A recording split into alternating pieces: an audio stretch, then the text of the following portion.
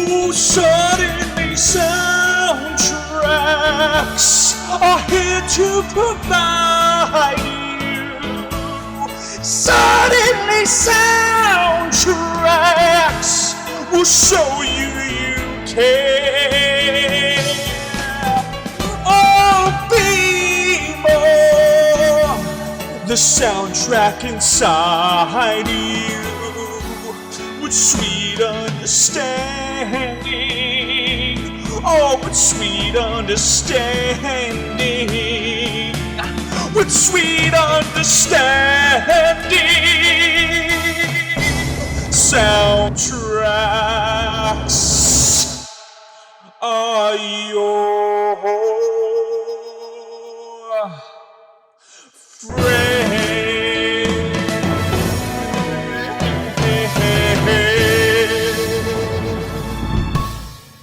Hey guys, welcome back to Suddenly Soundtracks. This special episode is one of hopefully a series called Suddenly Soundtracks Off the Record, where we judge an album track by track and discuss the album, the songs on the album, and how well it translates on stage with the respective live versions that the best live version we judge by the artist itself. It's pretty self-explanatory. It's essentially the same format as Suddenly Soundtracks. There are the ratings. Rockin', download it, shuffle it, one-time listen and skip it. If a thing is shit, it's a skip it. If it's a great tune and you love it so much and it's a 5 out of 5, it is a rockin', and everything in between is respective. And it's all subjective. So we always have great conversations about movies and about the soundtracks of movies. Here we're gonna have a interesting conversation about the songs and soundtrack of essentially just a record, an LP that was released as a CD, and it's pretty unique in that respect. This week, we are going to be judging Jim Steinman and Meat Loaf's epic rock opera, 1977's Bat Out of Hell, with two very, very special guests, two people that are really ingrained in music, and the personality of Jim Steinman and Meat Loaf just resonates. First off is Brooklyn, Vail. Brooklyn, this is like the 70th time we've been talking about Meat Loaf together. How you doing, buddy? What was the first time you saw Bat Out of Hell? It was really good. So Bat Out of Hell was an album that was in my parents' car a lot growing up. We had a lot of shorter drives, so like the first 3 songs, I'm really familiar with, but with the rest of them, I wasn't as much. So there was a bit more of an exploratory kind of thing. Mm-hmm. But I just Meat Loaf is full of power, and he has such a commanding presence. Whether it's on album or live version, that it just draws you to him. And I think that's what really ultimately sells him, because he has to sell in some way, because music is a business. Yeah. And he sells a character, because each song tells a story and is a character, and we'll get into that. And also, Marc, Edward Heuck. Marc, when was the first time you heard Bat Out of Hell, and are you a big Jim Steinman fan? I'm definitely a huge Steinman fan. Think my first Meat Loaf experience is and 2 out of 3 Ain't Bad was a hit single, so that was the first Meat Loaf song I ever encountered. My first time seeing him was when Christopher Lee hosted Saturday Night Live, and he was the musical guest, and he performed, I guess it was 2 out of 3 and All Revved Up and No Place to Go. 1978, and Christopher inadvertently introduced him as Loaf before he was corrected and said Meat Loaf. Which is great. Yeah, it's phenomenal. And he's also the actual kind of association with that is like Bat Out of Hell is kind of considered like a Halloween record. And that was I think that was like October 1978, and it was like a horror themed Saturday Night Live. And of course they got Count Dracula to introduce Meat Loaf as Bat Out of Hell. So that's phenomenal. Did you see that live on television, or did you see it on repeat? I think I caught the Christopher Lee episode as a rerun. Oh, okay. I think I got to see it the night it originally aired.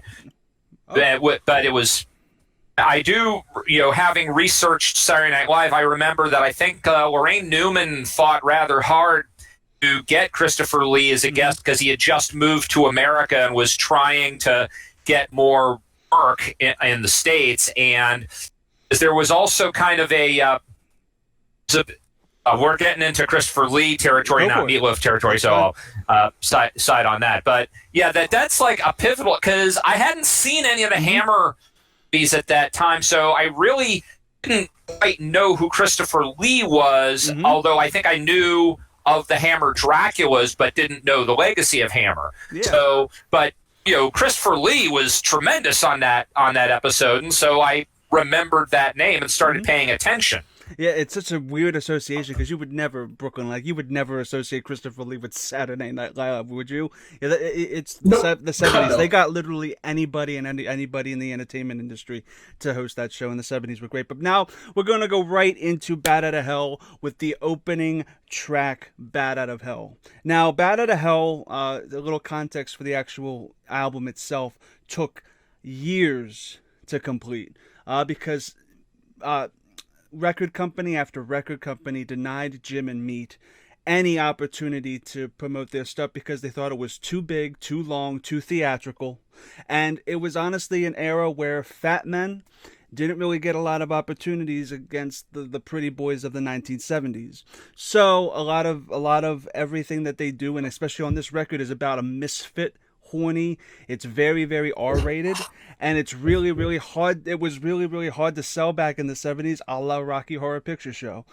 So we're going into Bat Out of Hell, the title track, which is essentially about the character in a motorcycle accident going into the afterlife. It's essentially that. It tells the story of the motorcyclist and how he really loves his life and how he really is horny and he really wants to get the girl, and then boom, halfway into the track, he gets into a motorcycle accident. Marc, I'm going to go to you first. What are your thoughts on the opening track, Bat Out of Hell? Well, and if you're going to open an album and drop a gauntlet, that's what you do it with. And also, it wasn't until I had a really terrific girlfriend in my 20s who was about like 8 years older than me, and she was a musician, and she pointed out the fact the album entirely, but especially Bat Out of Hell, is kind of an indirect bib and Bruce Springsteen. It is. So, and that added extra perspective. So I think that I think it should be said that part of the reason why, aside from the tenacity of Loaf and Steinman, why Bat Out of Hell finally became a hit, is that people were willing to accept these epic songs that Springsteen was doing, and the kind of stories he was telling, even if sometimes, like as Craig Kilborn would say, there was the song about the girl, the car, the girl in the car, but damn it, no one was doing songs like that the way he was. So Bat Out of Hell, the song, just is what a way to just tell you, okay, this is how the record is going to be. So if you're not prepared for all of this theatricality and bombast, you need to bail out now. Exactly. That's a perfect way to say it. And that ending note at the end that lasts like 10 seconds that he just wails hell on that B flat is ridiculous. Brooklyn, what are your thoughts on Bat Out of Hell, and do you consider this one of the best openers ever on an album? Well, this is one of the best intros in music ever, and I'm a person who considers Hotel California a perfect song, and it's right up there in terms of intro. I don't get that Bruce Springsteen vibe. I'm not a massive like lyric person. I'm more into like the musical aspect of it. And I actually get a really big like Who vibe and like kind of like an Eric Clapton, like Derek of the Dominoes vibe. It has that very like wizard-esque sort of intro, and then whenever the intro fades into it, it sort of has that outro quality from Layla. It does. In terms of like it's kind of just fades into the actual song. But you and I have talked about this before, Chris, and how Meatloaf is essentially has a battle of himself of he's really like one of the softest motherfuckers ever. I'm sorry, are we allowed to curse on this? No. Yeah. Meatloaf is one of the softest motherfuckers out there. Yeah. But he masks that so much with like this like classic rock, and you really get that really nice back and forth in terms of like he has those touching moments like with the piano, and I think the guitar usage in this is just right in terms of getting that overall back and forth, which I think really is a good way to sort of kick off the album. Like I said, the intro, and again. You mentioned earlier about Meatloaf's vocal performance. You really get the sense of his range and really his dynamics. If I'm listening to this song for the first time, I'm super excited for what the next 6 tracks are going to bring. Exactly. But to Mark's point about it does get. I feel like for the Springsteen vibe for this song in particular, a lot of the lyrics have a lot of Springsteen's kind of like nuance about like if gotta be damned, I want to be. It kind of sounds like you could put Bruce's voice over that, and it does sound like sections of it could technically be like a Bruce Springsteen and it is. Rolling Stone has criticized this album to death because it's a Bruce Springsteen ripoff. But we're gonna go before we give it a rating, because we're talking about the studio version. Mark, I know there's not a lot of difference between this and the live version. He essentially does it verbatim besides bringing down the key. What are your thoughts on the live version of Bat Out of Hell? Well, the version that you picked, like pretty much everything you picked is like 80s onward. Yeah. So I think what you all picked was after he had his big voice scare, correct? Yes, exactly. Basically what happened after Bat Out of Hell came out, he went on tour in 1977, 1978, and he lost his voice. And the record company, since they wanted to capitalize on this, was by the way, guys, this is like one of the top 5 selling records of all time. I forgot to mention that, but it is. And being as it sold so well and so unexpectedly, they wanted an immediate follow-up, and he didn't like the songs in the follow-up, and he wanted to wait until his voice was better. But the record company said, no, we're going to put you back out on tour. We're going to put out Dead Ringer. We're going to do it. And if you listen to Dead Ringer, you can tell his voice is hoarse. And he went back out on the road and he lost his voice completely. So by 1981, he lost his voice. He couldn't sing. He released Midnight at the Lost and Found, which flopped. And he basically went into bankruptcy. So until 1975, he basically let his voice rest. And in 1985, he got his voice back, and what I consider, many fans consider, the late 80s, early 90s Meatloaf live voice is the best voice he's ever had, and that's why I decided to give you guys those live versions, because his voice is so rich and so different. But I can also attest that since his voice did change, he had to change the keys to everything so he can actually comfortably sing, because you can't sing Bat Out of Hell in the album key if your voice is not as it once was. You would just rip your voice out again, and it would be a repeat process. So yeah, besides the key, yeah, but that's why I picked those voices. Well, I was using that sort of as a launch point. I've seen Meatloaf live once, and I saw him at Columbus, Ohio, just after I had gotten out of college. Yeah. But this was before Bat Out of Hell 2 had come out. And I remember a pretty great show. It was at the Newport near OSU. Wait a minute, was that in 1989 or something? 1987? No, this probably would have been like early 90s. Oh, okay, cool. So he was like with the 2 women with the blonde hair? I think so, yeah. Oh, yeah, the Golf Sisters. Okay, that's phenomenal. Yeah, continue. Sorry.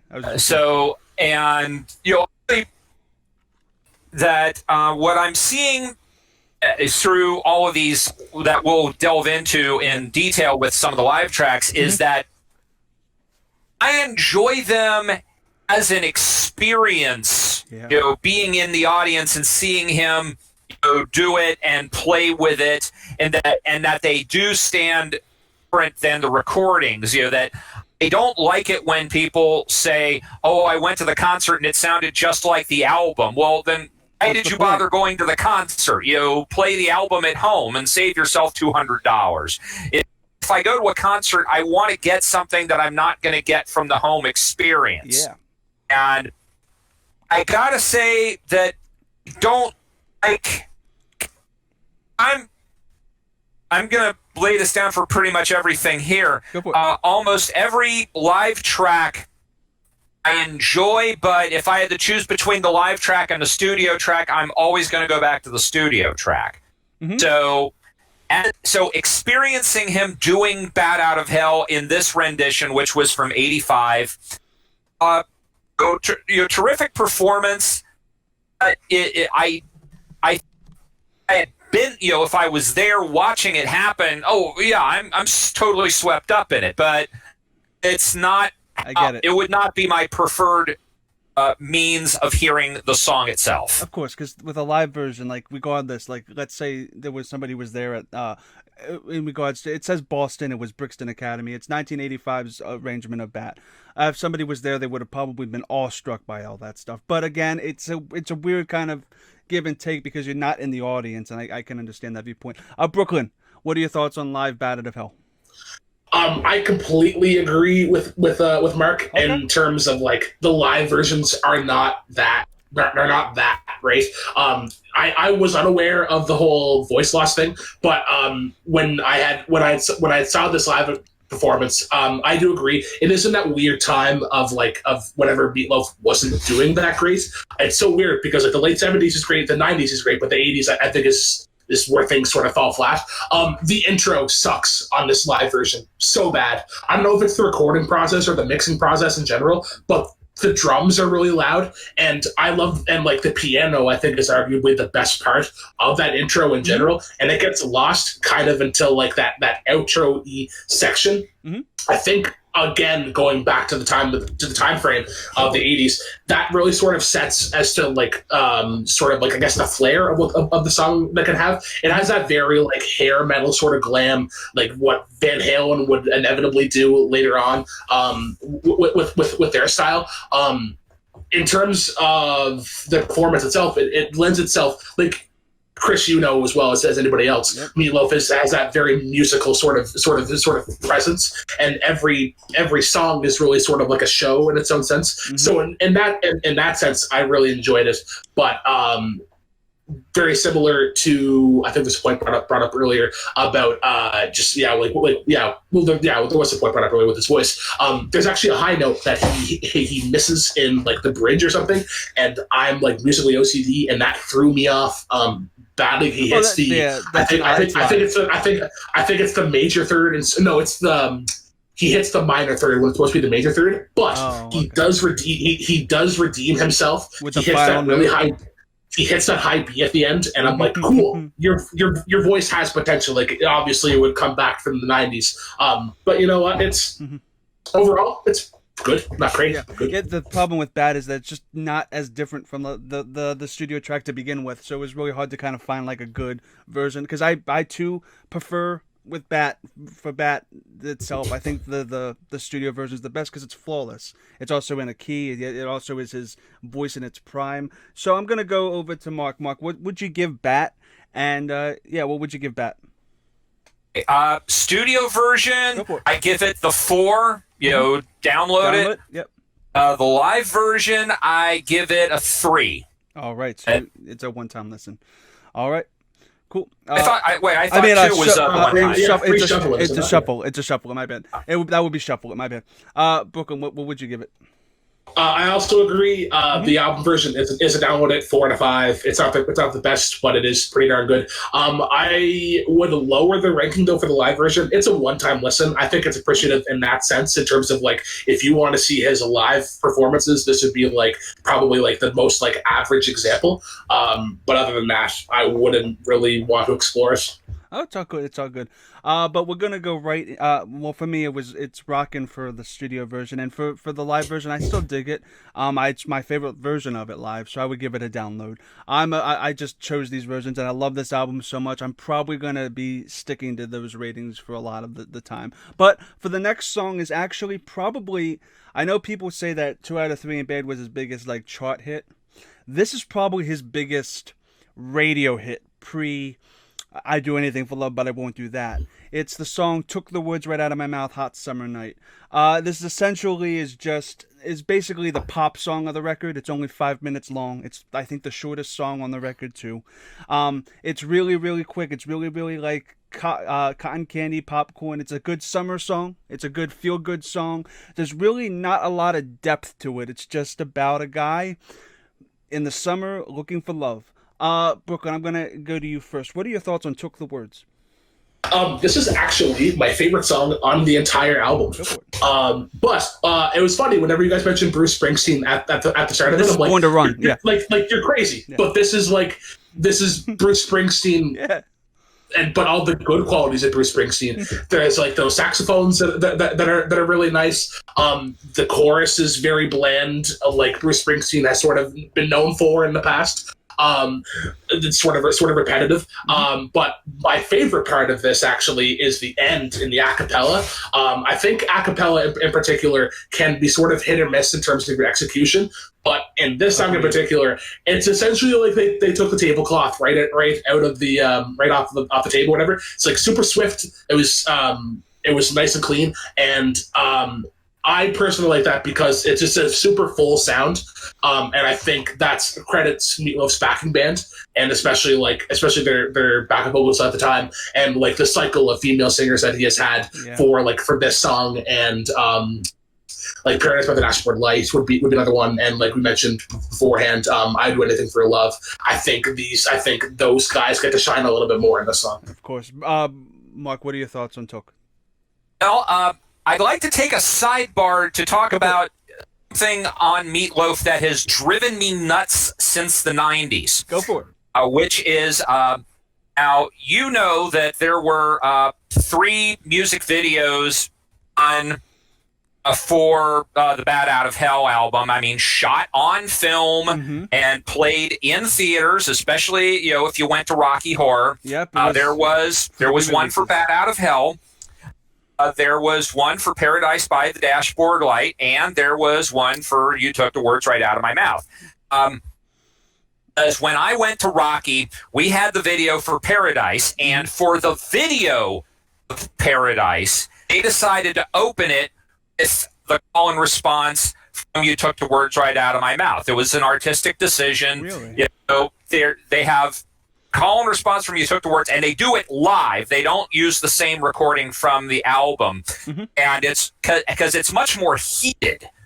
I don't mean like live front of an audience. I mean, they did it on set. They didn't sync it because like Rory Dodd, I guess, who's doing it, is even more pissed off, or he's like, on a hot summer night. At the Rocky crowds, we had callbacks to it, and he yell it, and we say, "Quit screaming in my fucking ear!" and now when in the Laserdisc era, Sony Music put out Hits Out of Hell. They took all the music videos that he'd done for both Bat and Dead Ringer. They put it out, they fixed it, and put the call and response from You Took the Words in front of You Took the Words. They futzed with the videos that were supposed to be different. Plus, I think, overlaid the studio version of the performance over what was recorded live on both of those. I mean, they were effectively the same. They might have even been, think like maybe they were singing live to pre-recorded tracks or something. I'm pretty positive that DeVito in Paradise her own stuff, even though it's Ellen Foley on the album. I think they were doing that during they filmed it. I think Meat's story was they filmed all those during sound check, and they just quickly gave that to the record company during the tour, so they had music videos. And it was actually the first form of music video. Like it's one of the earliest forms of music video. That's 1977. So that it was very uncommon to do something back then. And it's interesting about the Rocky Horror stuff because I did hear about that. And I think they also did film 2 Out of 3 in Bed, which is on Hits Out of Hell. I don't know if that was in the rotation for the theaters, but so if you look them up on YouTube now, there's still those adjusted Hits Out of Hell versions. Plus, on Bat Out of Hell, they've shortened video. Yeah, they took out the intro. Yeah. Took out the intro, and like the only way to see them as they were intended is if you're lucky enough to have a 16 or a 35 millimeter print of those videos. Now, I know some Rocky collectors who have them in one permutation or another, but that's I've been trying to talk about that on Twitter and on social media, and the Rocky people get it, but a lot of people just don't understand what I'm talking about. So I totally understand. It's because Took the Words Right Out of My Mouth is also one of my favorite songs on the album. That it is not as lyrically complex as some of the other compositions, but it is just this pure, simple, Spectorian opus about lust. Yeah, it is. It's very Phil Spector. Phil Spector is a good way to describe it. That acapella break at the end. Oh man, what a way to finish. It's phenomenal, and it just fades out gradually, and it's great. The thing is with Took the Words is that what Jim Steinman has done is before he even met me, he made all of these songs and put them in a book called Neverland. It was supposed to be a rock musical about Peter Pan that he never got to finish. So a lot of every song in Bat Out of Hell essentially goes into that Neverland universe. And what he has explained is that the Hot Summer Night speech at the beginning of the song are the wedding vows between Peter Pan and Wendy. I thought that was an interesting tidbit. But I'm going to go to you, Mark. What are your thoughts on actually the live version of Took the Words I gave you from Orlando 1993? I would say that is one of the stronger live versions that you assigned. That I feel like that audience was into it. That it was. I think this is a song that lends itself to be played live because it doesn't have as many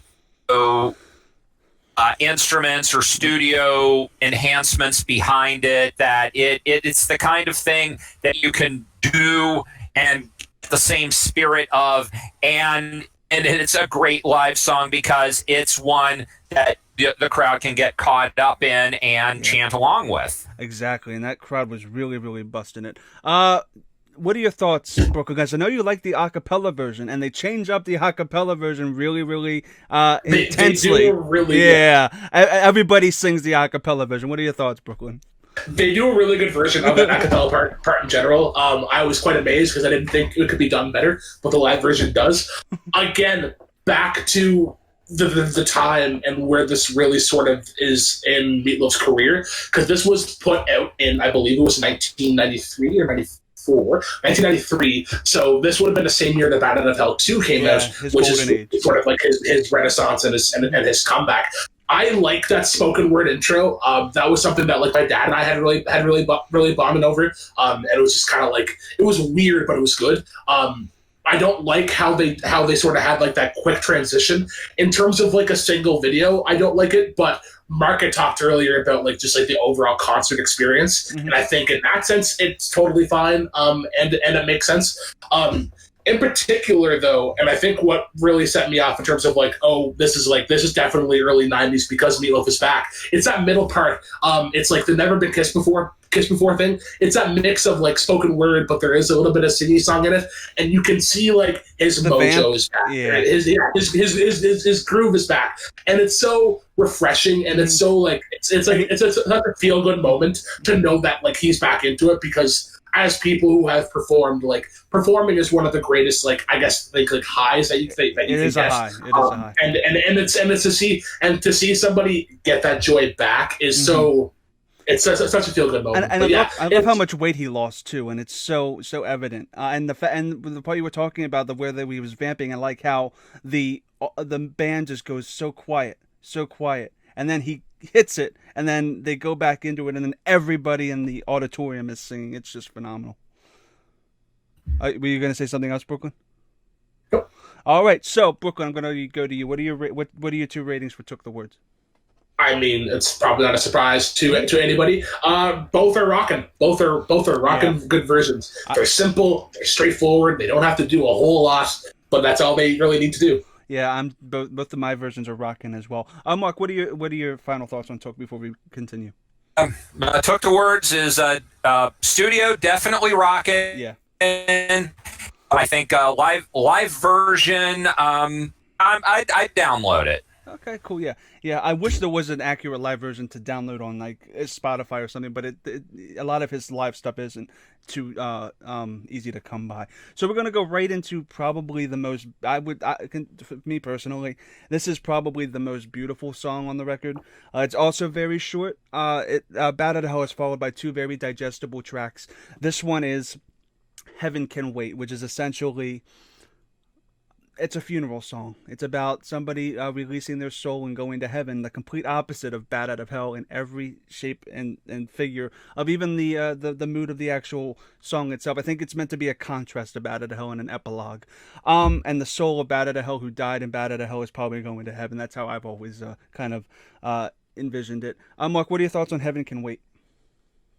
All right. No, it's weird to say that, because we are going to get into rankings later. Yeah. Heaven Can Wait has not been one of my favorite songs from the album. It is one that I tend to skip if I'm listening to it on my own.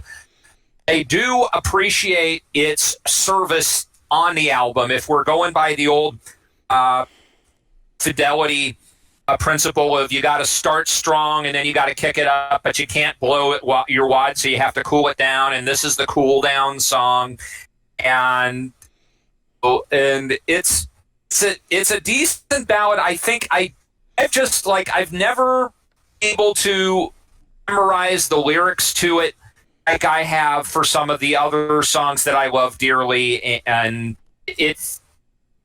I'm felt kind of just, I don't want to say wallpaper because that's an insult, but that it just kind of, it's more of a mood for me than it is a memory. Yeah, it comes off as very, very, very amateur. It is, because this is actually the first song Jim Steinman ever wrote, and they put it on Bat Out of Hell. I get that. I get that it's very, very, it's not for everybody. It isn't. But Brooklyn, what are your thoughts on Heaven Can Wait? I'm actually quite surprised. I enjoyed this quite well. Much like Meatloaf, the food in itself, it is ideal if you let it relax and chill out, and that's what it really does. I think what draws me to the song is I get a lot of the similar beats in Desperado by the Eagles. It's a very similar sounding song, so I sort of attached to it in that sense. I agree with Mark in terms of, like, the two tracks. The first two tracks is one of those upbeat ones, and then this is where you dial things down. And this is really the overall tone, I think, of the album. And I think this would ultimately be some foreshadowing into what Meat would do in the future, in particular Bat Out of Hell 2. Yeah. Because Lost I Boys think and Golden I think, Girls. This is a totally Yeah, absolutely. It has that vibe, and it's like, I want to try this out for a bit. I don't think he was confident enough to have this entire sound to be like the overall theme. But it's good. Yeah, I think it's the most beautiful sounding song on the record, and it's one of my favorite songs of all time. I love it so much. It is, though. I do acknowledge what Mark has said, though. It's just that it's kind of, it's as for the general audience, it is kind of forgettable on the record compared to everything else. But Mark, I'm going to go back to you. What are your thoughts on the live version of Heaven Can Wait?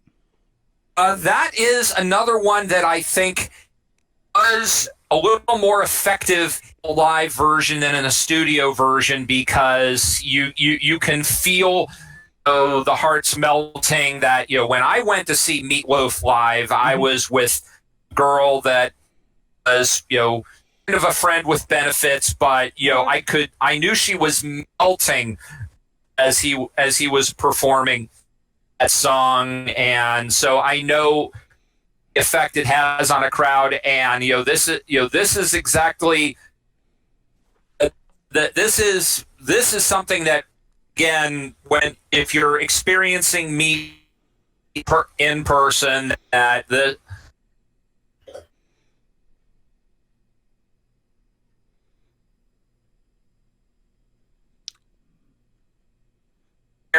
my live rating is higher than my studio rating. Yeah, I totally agree. And also, since you saw me, you saw Heaven Can Wait live back in the day, right? Was Heaven Can Wait in the show?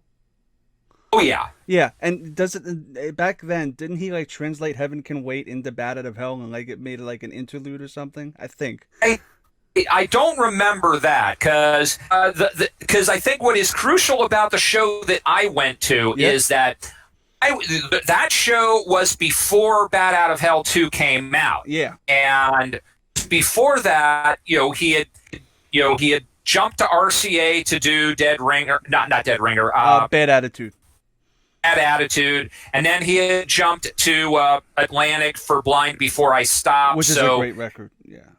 There was kind of there was already a kind of perception that he was nostalgia act, that I was getting the Rocky Horror newsletter that Sal Piro was doing every few months, and when he said, "Oh, Meat is doing Bat Out of Hell 2," I thought, "Oh yeah, we'll see that about the same time we'll see Revenge of the Old Queen get produced." And then Bat Out of Hell 2 came out, and I had to shut the fuck up because it's like, like I was wrong, I underestimated, and he knew, and Steinman knew, and people were like, no, we want Meatloaf back, and they got it with that record. And they didn't get the follow up that they kind of wanted because Dead Ringer, as much as that record is, I like Dead Ringer a lot. The vocals on that are really bad because of his voice, and a lot of the songs were really rushed because of the fact that they were in this sort of divide. Brooklyn, what are your thoughts on the live version of Heaven Can Wait, which is essentially just piano and vocal with a bass solo at the start? Pretty well. Although before the song even starts, I think we have to talk about the point that I think is really a highlight for any artist in their careers. If you can just play the intro of your song, because when this live version starts, it's literally just the piano, and then the song, and then the crowd's like, "No, we're gonna start the song for you." So they start the song, and it's a deep cut. And you can see that he's just in awe. It's like that has to be such a fulfilling moment for you as an artist, for people to just start instantly singing your songs purely off of the beat. But I do agree, it's sort of an upgraded version. There's a little more strings, and I think there's a little more production value. Especially this is again '94, so this is really in his comeback. But there's nothing really that I can add other than that. It just sort of does the same thing, but live. It does the same thing, but live. And also, like, I love the fact that they're all singing before it even starts. And this is like a deep cut. This is a deep This is an album track. This isn't a hit. It's the equivalent of an entire arena. This is like thousands and thousands of people singing Heaven Can Wait, which is, and this is in Europe though, because Meatloaf's bigger in Europe than he is in the States, so it makes a lot of sense.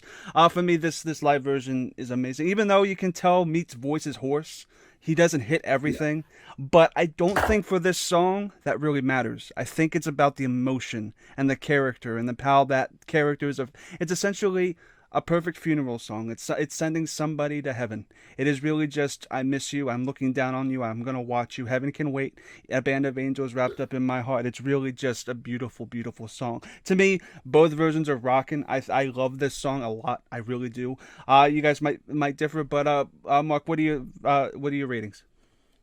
The studio rating 3 and live rating 3.5. Okay. So I mean, again, never. It's something that if I'm listening to the album by myself, I'm probably gonna bypass it. But if I'm listening to it with people, or if I'm at a place and it's coming on, of course I'm gonna stick around and listen to it. And live, it's magic if you're in the room. Yes. Brooklyn, what do you give it? So for the album version, I would say download it. It's a solid song. And then for the live version, I would just say shuffle it, because there isn't really anything to be gained or ventured. But to go back, go for it. Oh, sorry. No, but I was just actually going to say, to go back to your point about how Meatloaf's really big in Europe, he's actually kind of big in Canada. He's one of few artists that actually came to Charlottetown, which is like the most or the least populated province in Canada. He came here, and my parents saw him actually, and he had a really good show. Yeah. So was that in the 80s? No, this was within the last decade. Oh, okay. So like he okay. it was. This will definitely show off my Canadian card, and Marc might know of this band. Do you remember a band called Haywire? I remember the band Haywire. So yeah, they would have had hits that was Dance Desire and Bad Bad Boy, but they're a huge band here. Like they're the only like big band for PEI, and they had opened for Meatloaf. So my parents got to see both of them, and they were pleasantly satisfied. And in keeping with the European thing, something that I would implore everybody to try and track down, there's a German movie from the late 80s. It got a release on tape in America under the title Feel the Motion. In Germany, it was called Der Formel 1 film, because in Germany, there was a TV show modeled on American Bandstand called Formel 1, the Formula One show. Mm-hmm. And it's a very, very silly movie about a girl mechanic who wants to become a songwriter, and she gets a job working on the Formula One show, and it's an excuse, and she has all of these encounters with all of these musicians who are just appearing on the show, and Meatloaf is one of the musicians, and there's this very funny encounter with her, because I think in the movie he's snickety about his hair is done and she knows how to do it. That's phenomenal. It also has a hilarious sequence with Falco that if he had gone this route, he could have been the Bruce Campbell of Germany or Austria, as it were. If you can track down an old VHS of Feel the Motion and play it for your kitschy movie night, you'll just have a blast. Meatloaf, Limahl, The Flirts, and Falco, and the girl who's in it is so damn hot. Yeah, Meatloaf's huge in Germany. This is the version of Heaven Can Wait was in the Netherlands, Rotterdam. So that whole area is just infested with, and every album Meat released went to at least platinum in the 80s over there. But over here, people pretty much didn't hear from him after Dead Ringer, so it's a shame. But we're gonna go on to this one is interesting because on the record, this song is essentially like took the words. It's cookie cutter. I mean, it's not cookie. That's a bit. It's very, very digestible. That's what I want to say. It's very digestible. There's a great sax solo. This is all revved up with no place to go. It's really, really upbeat, and it's quick, and it's fast paced, and it pretty much goes into a heavy rock, hard metal ending that speeds up, and it's phenomenal. Live, we'll get to that. But first, going off the studio version, Brooklyn. What are your thoughts on Revved Up?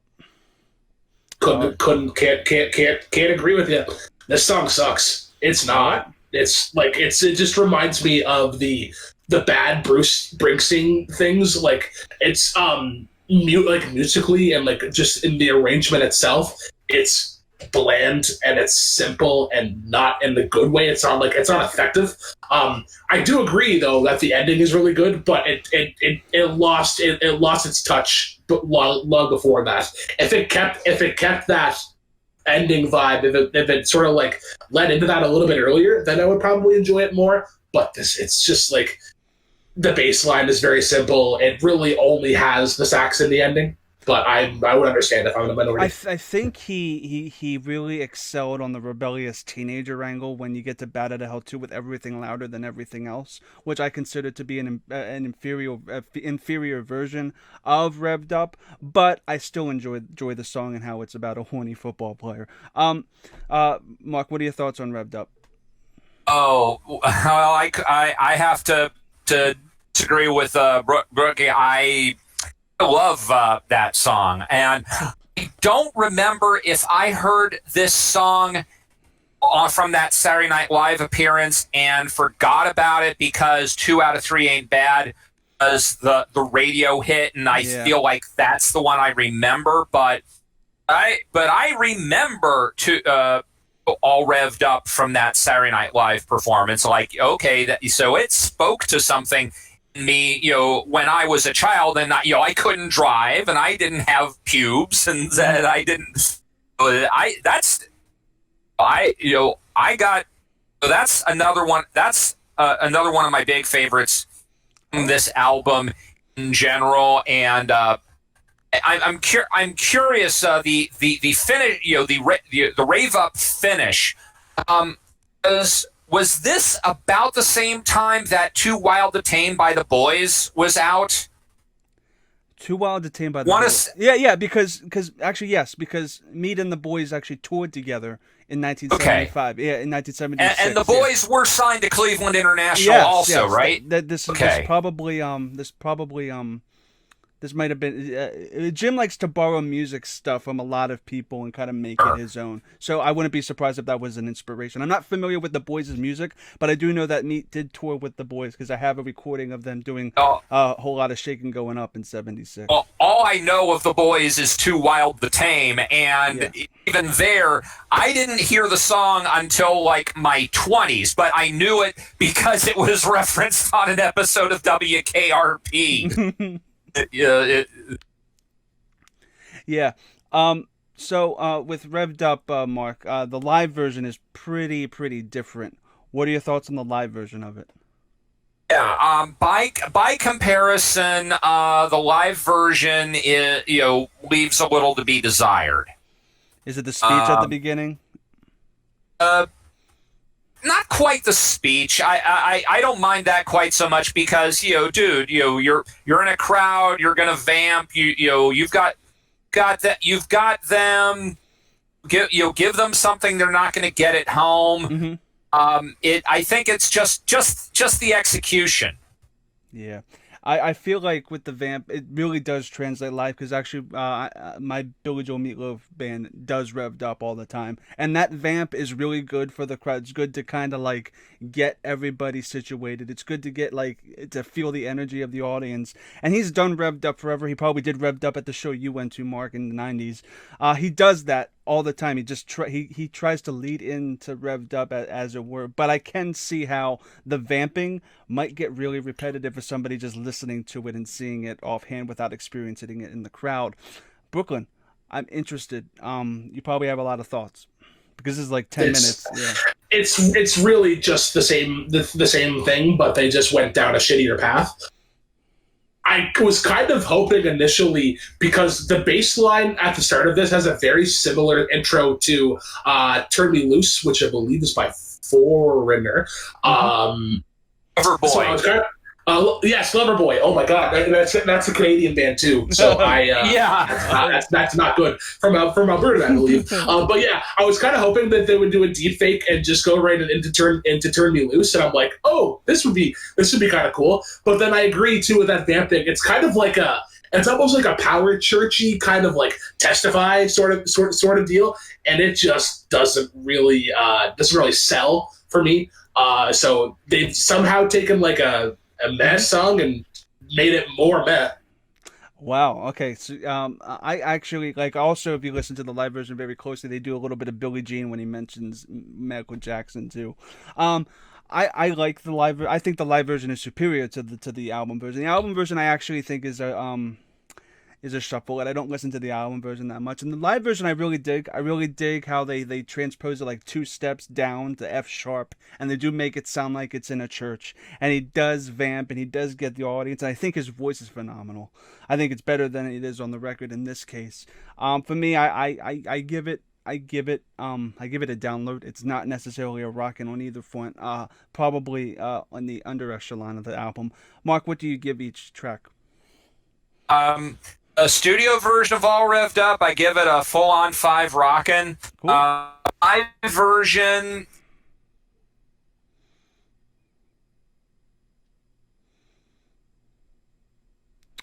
Mark, Mark, you cut out. Sorry, what did you say?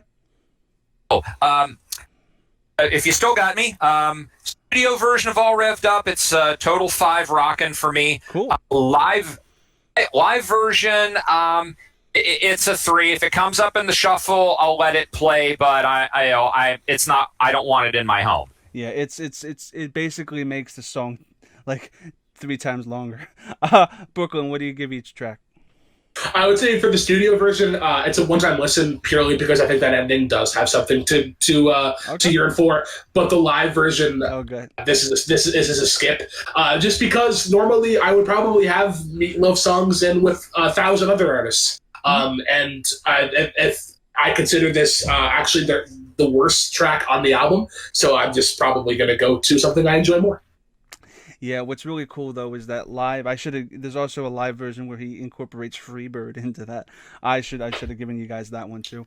But we're gonna go right in. Yeah, I know. I'll probably send you a link later, Brooklyn. We're gonna go right into though. The biggest chart topper of the entire album. As Marc was saying, this is one of the 2 songs that they did on Saturday Night Live. Which, by the way, I'm surprised he did "Revved Up" on Saturday Night Live and not took the words right out of my mouth. That kind of seemed a little odd to me. But for this one, it's 2 out of 3 in bad. What he calls the song that broke Bat Out of Hell, which it was. This charted. This was the highest charting song on the record. Everything else didn't chart. I think Took the Words like charted in like number 60, while this charted at like number 20. And this is the only like huge hit. But again, Took the Words and We're Gonna Get to Paradise Later became bigger songs than this as time progressed. But 2 out of 3 is still a nostalgic song for a lot of people who were back here in the day in the 70s that remember hearing it on the radio all the time. Marc, what are your thoughts on 2 out of 3 Ain't Bad? Oh God! Yeah. What? Oh, it's this is the moment where, as the great filmmaker Douglas Sirk once said, 500 handkerchiefs come out of pockets at the same time. Yeah. Oh, like, and especially considering that what a like nasty sort of spirited song this is. That it's basically saying sex is great, but we're never going to be a couple. Yeah, it's basically the Friends with Benefits anthem. And also, we've been negligent in this conversation in not talking about Todd Rundgren as the producer of this record, and tying everything together. And you can see his influence on some of the other tracks, but especially here in doing like a love song with a dagger in it. Yeah. This is essentially like, this isn't even a love song. This is just a breakup song mixed with I'm just here for the Kings, and that's about it. I don't have any feelings for you. It's very blunt. And that the cycle is going to keep going on. Yeah, 110%. Brooklyn, what are your thoughts on 2 out of 3? We're just going to cut here for 2 seconds because I'm going to pull up some facts for Canada numbers in terms of singles and albums. So once I get those, I'm just about done here. Cool. Brooklyn's just getting numbers, Marc. We're going to be just... Okay. Cool. Yeah. I got to represent Canada and throw in some... that's cool, though. Throw in some Canadian facts. Because there's a lot of good numbers there? There is, yeah. He has 3 singles in Canada. Cool. On this album in particular. Cool. Check before Paradise. Whichever one was. Okay, something right. All right, I am back. You're back? Okay, in 3, 2, 1. Yeah. Brooklyn, what are your thoughts on 2 out of 3? So this is in terms of like we mentioned before, like there was like the very cookie cutter, very simple work. That sense was sort of applied to ballads, and they just hit it right out of the park. It's a 10 out of 10 in terms of ballads. Probably my number 2 overall on the album. I was actually doing a little bit of research, and this album in particular was number 5 in Canada. Went double diamond, so it sold. I think that's 2 million albums. And then this song was the highest selling single. It was number 5 Another song we'll talk about later was 11, and then Hot Summer Nights was number 31.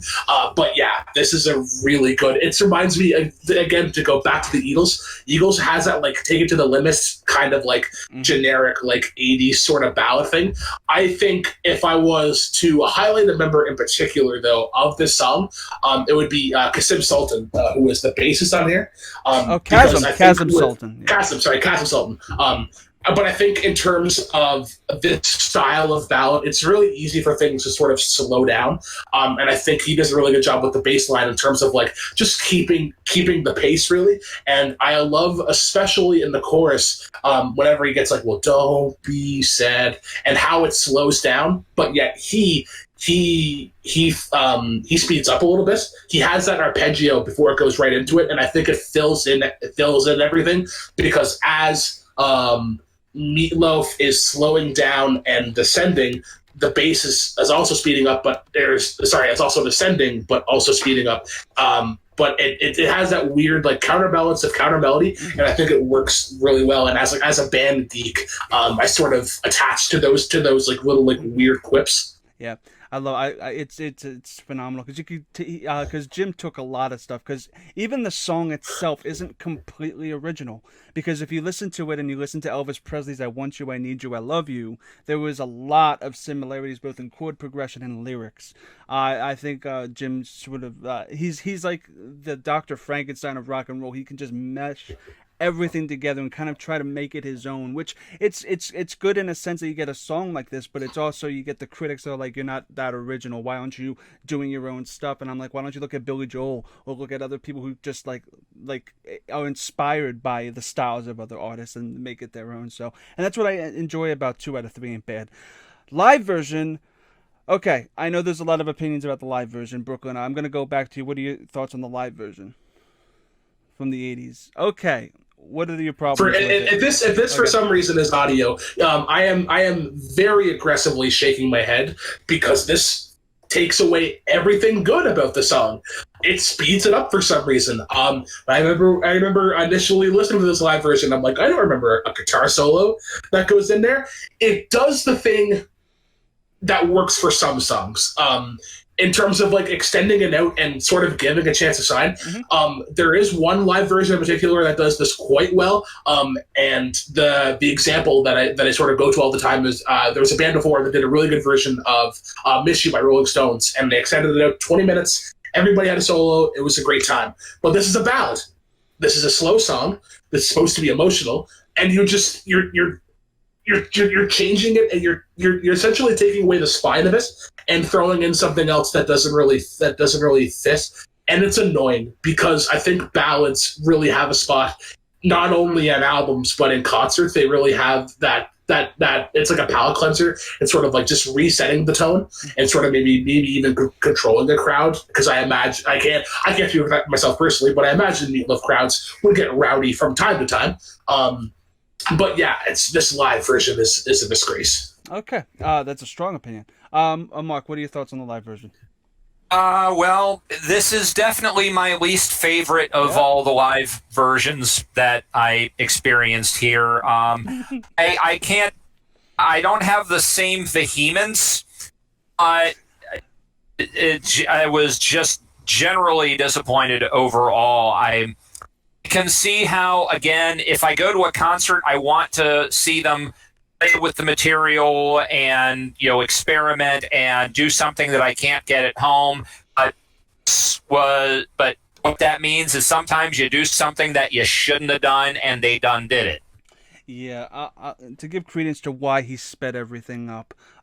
2 weeks before that, he was at New Birth, the festival, and he decided to change up 2 out of 3 Ain't Bad from being like a slow ballad into kind of giving it a little bit more pep in the guitar solo, because he found that crowds in Europe in the 1980s expected everything to be like rock and roll and hard, and he kind of just felt like any soft song like that would just fall completely flat, and they would throw stuff on stage where he found out that it wasn't really capturing the audience as well as he wanted to. Me personally, I love the fact that he added the 5-minute guitar solo in there. I think Bob Heuck does an amazing job with it, vamping on because he lowered the entire song like a full step to C instead of A, and he kind of let loose, and he really hit some really good notes there live. And that's exact. I went by how he was singing it and how he was performing it and how he was emotionally feeling the song, and he still felt it. And I felt like the emotion was still there, even if musically it is inferior to the studio version. Because honestly, 2 out of 3 ain't bad. Probably, I would imagine he just wanted to change it up also because he was bored.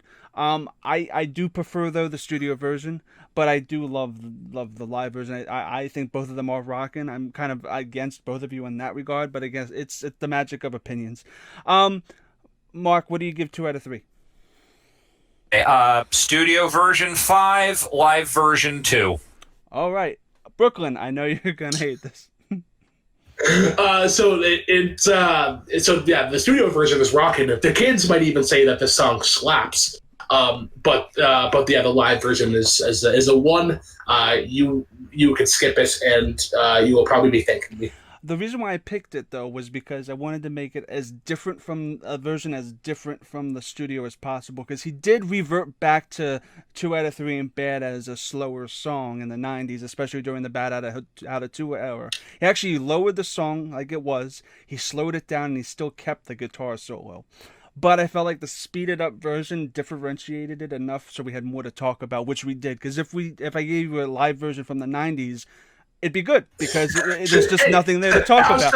I approve of your methodology in terms of the tracks that you picked, because it's giving us something to play around with. Yeah, because how's the studio version? Great. How's the live version? Also great. Yeah. Cool. There's nothing really to talk about, but here it's just, and it's also kind of like just it's fun to talk about this stuff. But we're going to get into the Jesus of Suburbia of Bad Out of Hell. This is essentially, I think, its biggest song, and in fact, I think it's one of, a lot of people would consider this one of the top 10 classic rock songs of all time. I think that can be said. I don't think I would find many arguments against it. It is Paradise by the Dashboard Light, an epic rock opera in and among itself, 9 minutes, about a couple who meets, a couple who gets married, and a couple who just want to get a divorce, all in 9 minutes. So there's a lot to discuss with this song. I'm going to go to you, Mark, first. What are your thoughts on Paradise by the Dashboard Light, and when did you first hear it? Because this is a biggie. Well, at least when I lived in Cincinnati, it never got played on the radio. Really? Well, partly because I might have been listening to the wrong station. I was listening to the top 40 station and not the album rock station. Okay. But I think also because Cincinnati is kind of a blue-nosed town. It took, even when they did finally get around to playing I Want Your Sex, they wouldn't back announce it. So I think this might have just been too hot, Cincinnati. So I don't think it was until college I actually heard the full strength of Paradise by the Dashboard Light. Or maybe I was a junior or senior in high school. I don't know. Yeah. But I know my freshman year of college, living in the dorms, this was playing, almost every Friday night somewhere on the floor of my dorm. Mm-hmm. And this was before I started actually performing with a Rocky cast and, doing the video every week in front of the movie. And, oh, God, I wish I had a 35 print of that Paradise video. I envy people who do, and, I don't even think the Sony knows that they have prints and they could be struck. It's so frustrating because it's such a formative part of my college and early 20 years. God damn, I love that song. Yeah. Sony has a lot of stuff. They could really just bring out like a deluxe version of Bad and put like a DVD of a lot of the stuff they have, but they don't, because sadly they just don't. There's something with the record company and the rights issues, and the fact that Meat is just hard to handle when it comes to releasing stuff, and him having micromanagement control of everything that gets released. But Brooklyn, what are your thoughts on Paradise by the Dashboard Light and Phil Rizzuto's part? Yeah, I'm sort of lost on Phil Rizzuto's. He's the play-by-play. He's the play-by-play announcer. Oh my god! Oh my god! So Brooklyn. there we go. Oh dear. Okay. That's a brain fart. But I was introduced to this song much earlier. Like I said, this was in my parents' car, so I heard this whenever I was like probably like 11 or 12, and I just was kind of sold on it ever since. This is really just a love letter to the 50s, and you would see musical trends, and really you can even see it now. With like the late 2010s and a little bit of this year in particular, a lot of bands now are influencing like the 90s. So 20 years ago, because that's sort of our generation and that's what we grew up with. And I think Meat Loaf is essentially doing the exact same thing.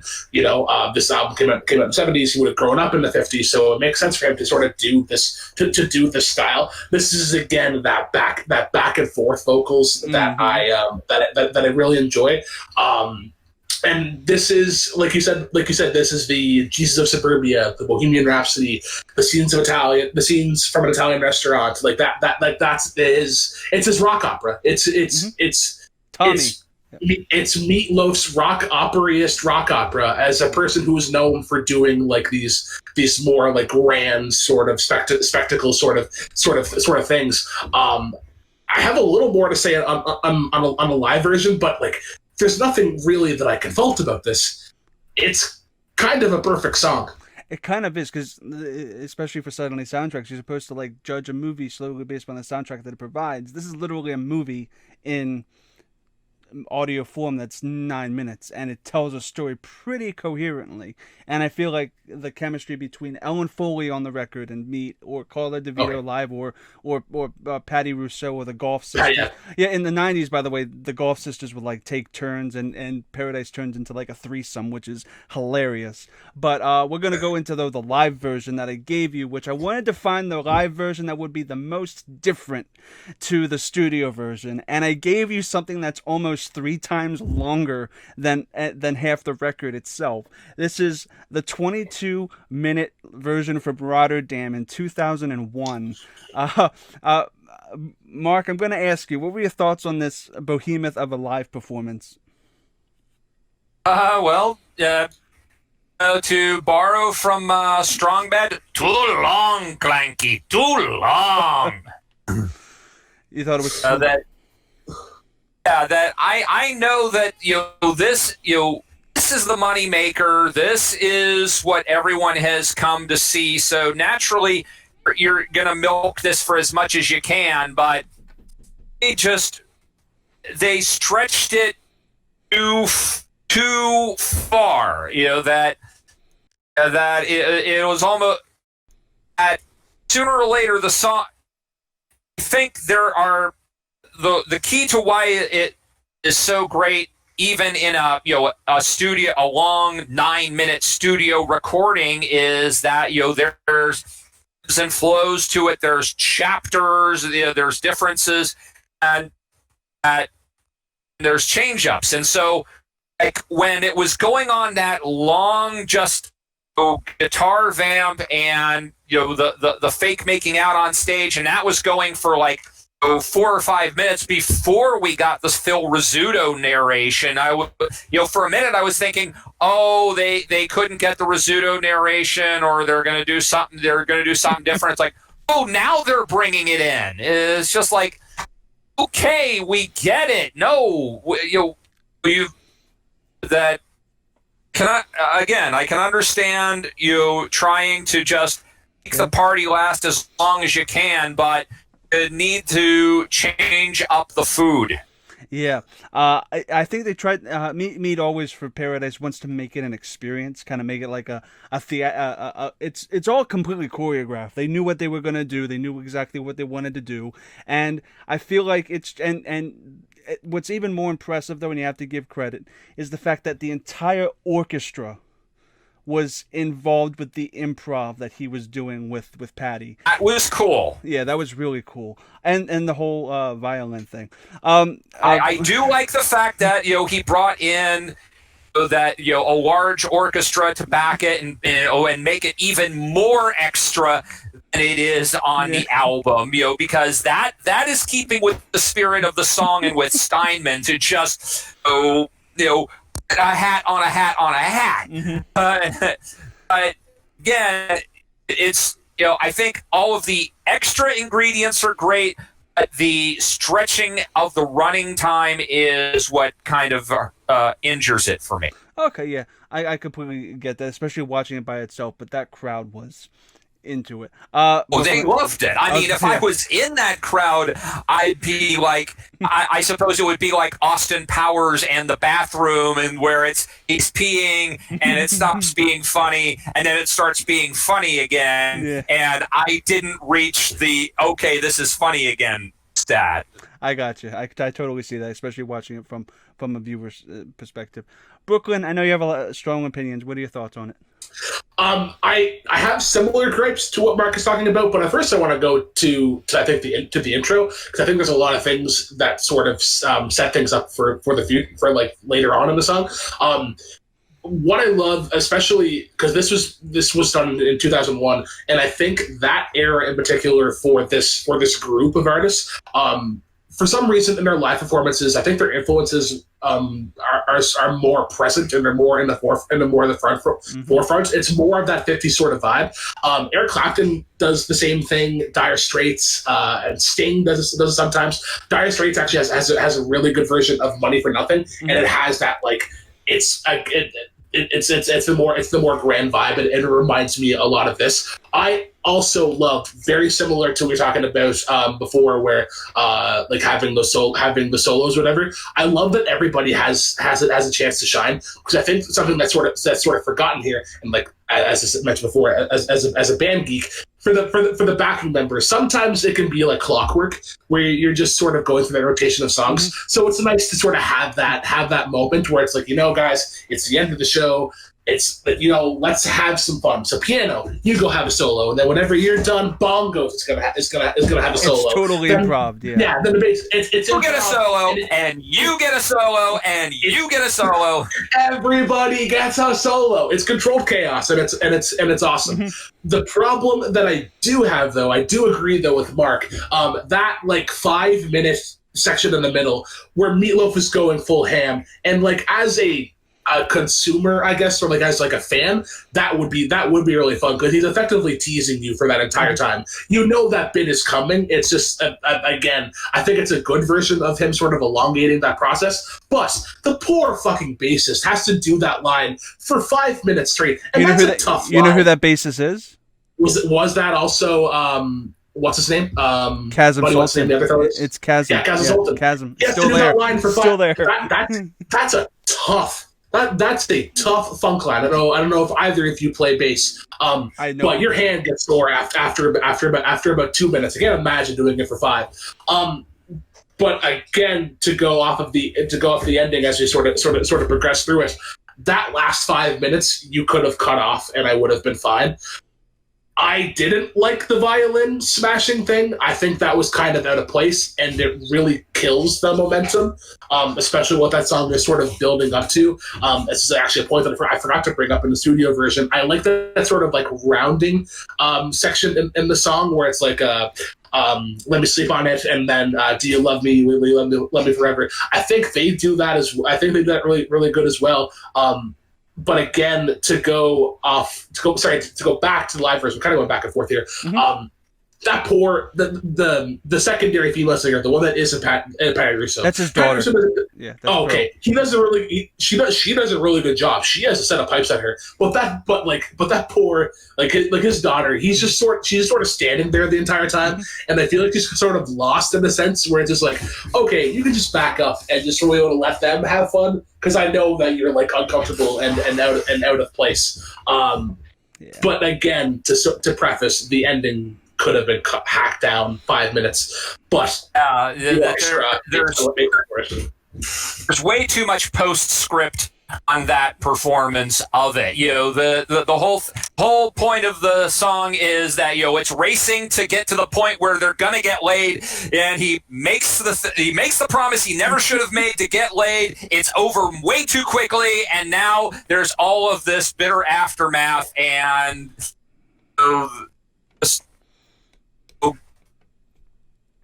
too much. Oh, I totally that whole time as well. I was thinking about it. I don't know if you could get away with that performance today, because it's kind of creepy. I understand that Milo and Predators probably have years and years of chemistry, and you can really tell. She was with him since '92, and that was 10 absolutely years. But yeah, it borders the line of creepy. It does, but I mean, again, that's a different time. Absolutely.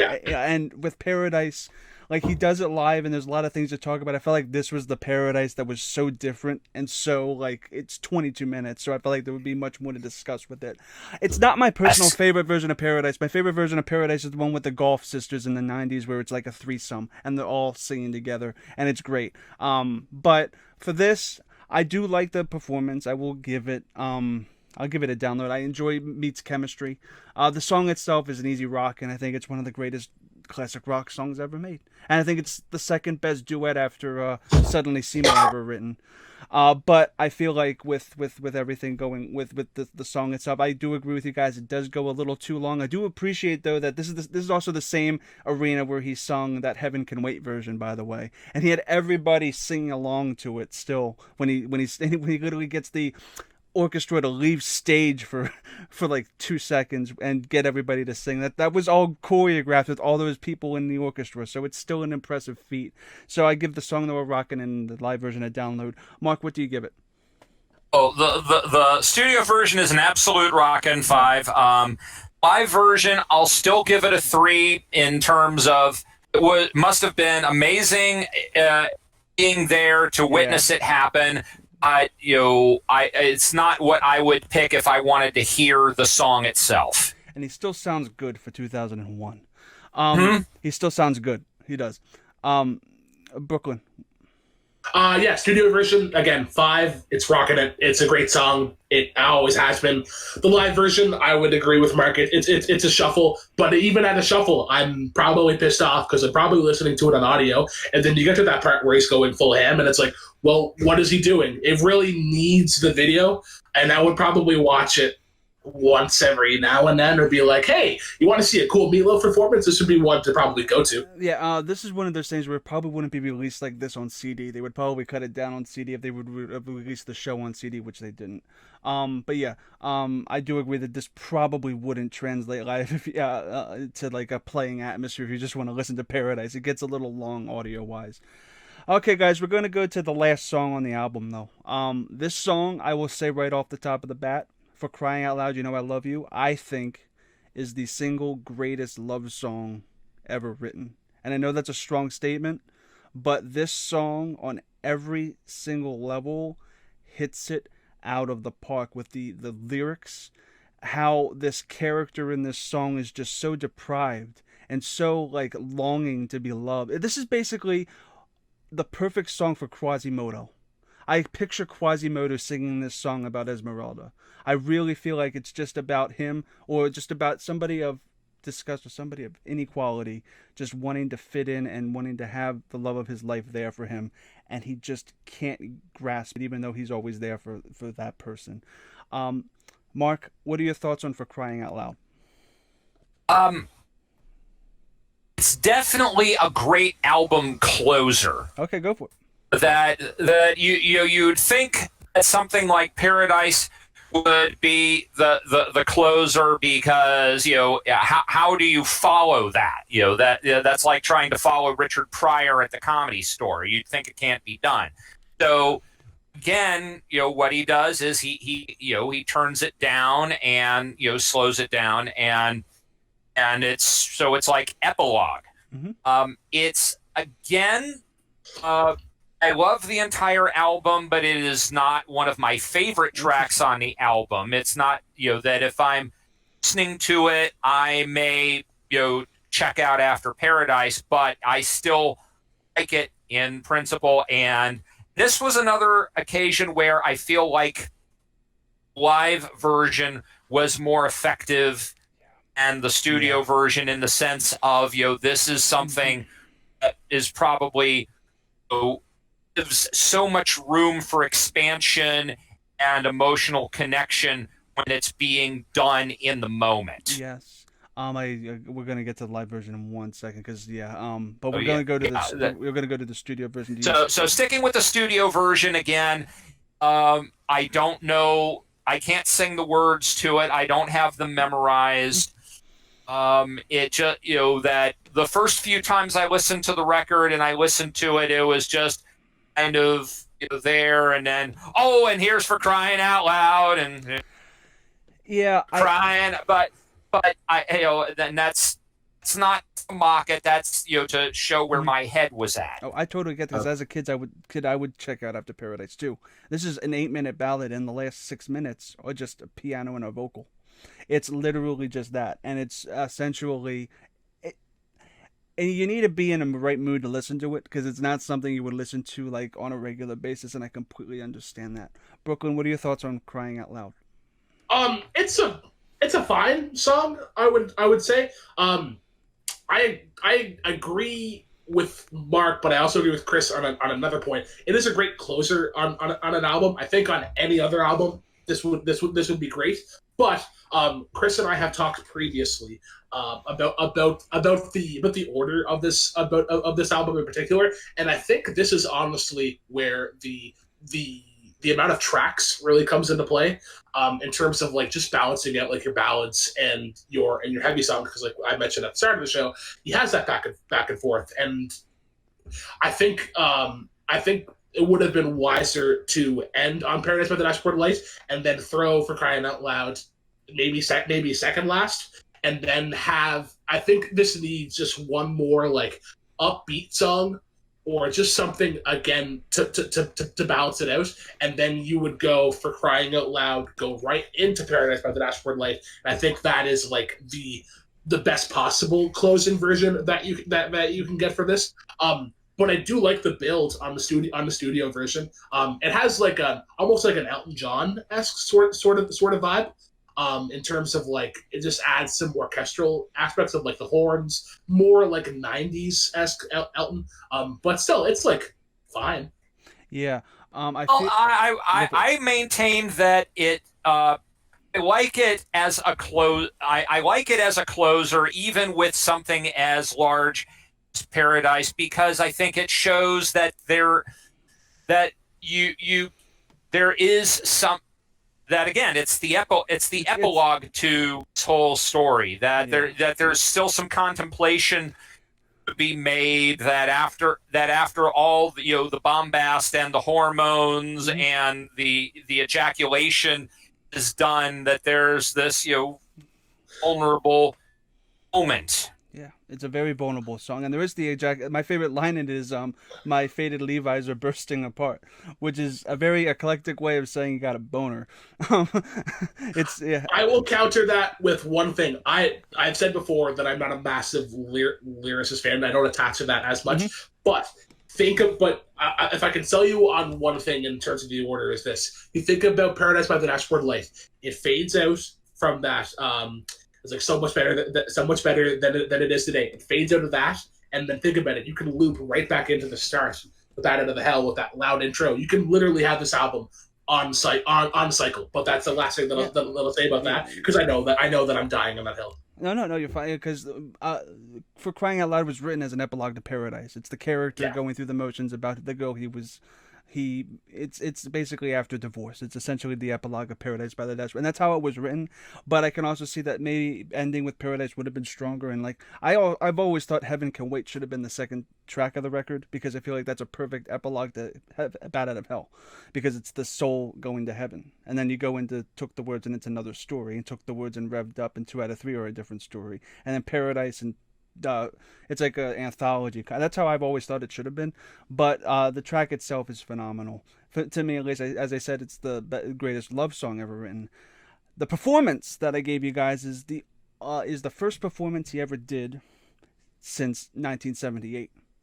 The reason why he stopped doing For Crying Out Loud because it was too hard to sing, and he was going through that vocal crisis back in the late 70s. And this song he struggled with because it's just a very, very challenging song vocally to sing. And this live performance, this is 2004. This is the latest live performance I gave you guys, and I feel like this still shows that in 2004, I think he still had it. Mark, what are your thoughts on the live version of For Crying Out Loud? Again, this is one where I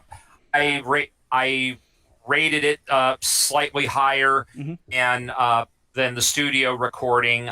Because of his choices to expand and mutate and take it in direction feeding off of the energy of the crowd. Yeah, and using the orchestra too. Mm-hmm. And using the orchestra. This is one where you want you've been sending the crowd into elevation and endorphins for an hour and a half or whatever, but this is where you're giving them something to chew on and be contemplative. Yeah, he did this also for the fans, because I know the fans always wanted him to do, because he would be doing all these songs off of Bad Out of Hell for years and years and years, but he would never do For Crying Out Loud. It's kind of like that fan favorite that he finally did, and it paid off. Brooklyn, what are your thoughts on the live version? This is an instance where I would say that the live version is better than the studio version. Again, I think the time really comes into play. This is again 2004. He was a little bit older. He would still be touring, but like the wear and tear is definitely there. Mm-hmm. And I have in my notes here. This is definitely like that encore song, that second encore song. It's like the set's done. They leave. The audience is yelling encore. They probably do Paradise by the Dashboard Lights. And then they leave, encore again. It's like, all right, I get, you know what I mean? It's like, I guess we'll do this song. Wink. And then they just go and they go into it. And it's that perfect, like, just final encore song again to end the night. I'm contradicting myself as I'm talking, just because of how good the live version is. The one thing that I do have a gripe about it is, again, it's something in the musical arrangement. I don't know what it is, and I don't know why, but for some reason there's a section in the song where the kick drum goes into double time, and it just doesn't fit with what the song is trying to do. I think it's like in the pre-chorus, or like it's in that initial build-up, and it's like Meatloaf's trying to do something, but the drummer is trying to do something else. That's my only gripe. But other than that, it's pretty good for a live version. Exactly. And if you listen to Meat's live, like if you listen to live recordings of Meat after 2004, especially when we get to Bad Out of Hell 3 and those live versions from 2007, we'll have sadly Meat's voice kind of really gave way to the times and his age, but this is one of the great performances for that era. All right, guys, I'm gonna give For Crying Out Loud both things rock, and I think it's the greatest love song ever written. Brooklyn, what do you give it? For the studio version, I would say it's a download.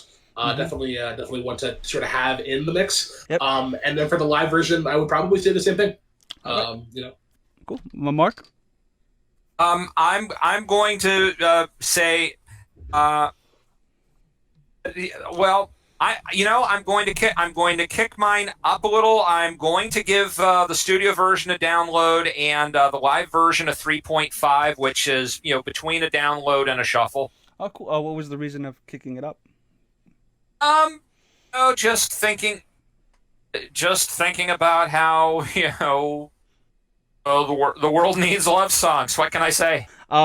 So what we're going to do, Brooklyn and Mark, is we're actually going to go through each song and just rank it, okay, from bottom to top, okay, guys? And then we're going to get our overall thoughts, and then we're going to close shop, okay? So, Brooklyn, I'm going to go to you first. What are your rankings of Bad Out of Hell from 7 to 1? for 701, number 7 would be all revved up. 6 would be for crying out loud. The next one would be Heaven Can Wait. 4 would be Bad Out of Hell. 3 would be Paradise by the Dashboard Light. The runner up is 2 out of 3 ain't bad, and then number 1, you took the words right out of my mouth. Brackets, Hot Summer Night. All right, Mark. Hey, going from bottom to top, say,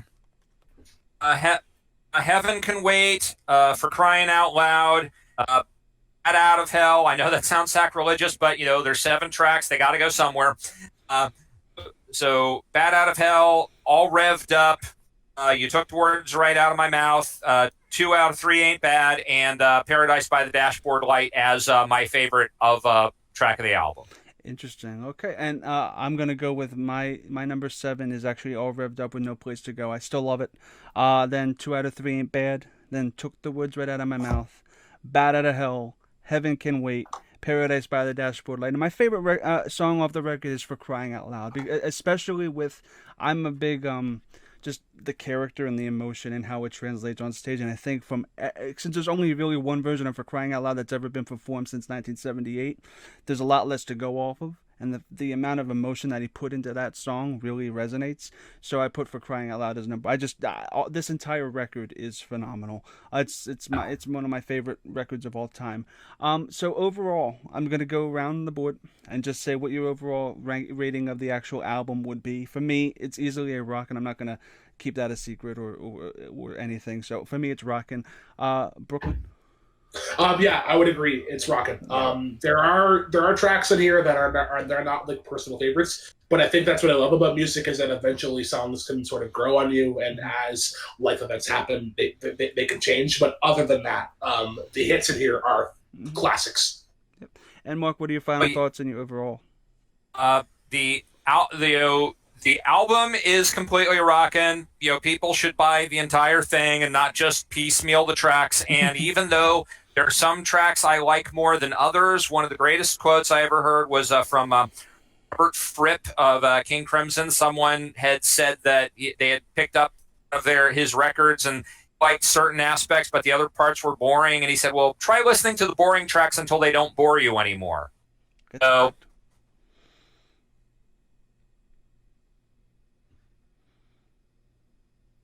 All right. Mark, did you say something? I think you cut out. Oh, did I lose you after boring tracks till they don't bore you? Oh yeah, I lost. We heard that part. What did you say after it? Okay, I don't think I had anything after that. So. Oh, okay. I thought you cut out for a second. It's all cool. I'll cut that out then. So guys, Brooklyn, where can the good people find you online? You can find me on Instagram and Twitter at TheRealBK10, Letterboxd at RookieB10. I've been much more active on that this year. And then on Multiplex Entertainment, 2 shows. Multiplex Miscellaneous, it's our pop culture trivia show we do every Sunday night at 9 p.m. Eastern Standard Time. And then I have a music podcast, Jukebox Jam Sessions, that goes live every other Monday. As of recording this, my guest this week was Chris Clark. And we talked a lot of Meatloaf, a lot of Billy Joel, broke down Bad Out of Hell 2, Back into Hell. Very similar to this, but I would recommend heavily that you check that out if you love this show. And Chris, thank you for having me on. It was really good to just talk Meatloaf. It's good, and we're gonna probably do Bad Out of Hell 2 at some point because we're gonna go through each and the live versions of those, which is gonna be interesting. Mark, where can the good people find you online, bud? Okay, well, I'm on Twitter at THE_HOYK, the phonetic pronunciation of the Heuck. Yep. I have a blog, a personal blog at projectorhasbeendrinking.blogspot.com. I also write frequently for the New Beverly Cinema's website, which is thenewbev.com/blog. By the time this episode drops, they will likely have published a very exhaustive analysis I did of the original Django, The Harder They Come, and Django Unchained. So I'm hoping everybody will read that and be blown away. Awesome. That sounds amazing.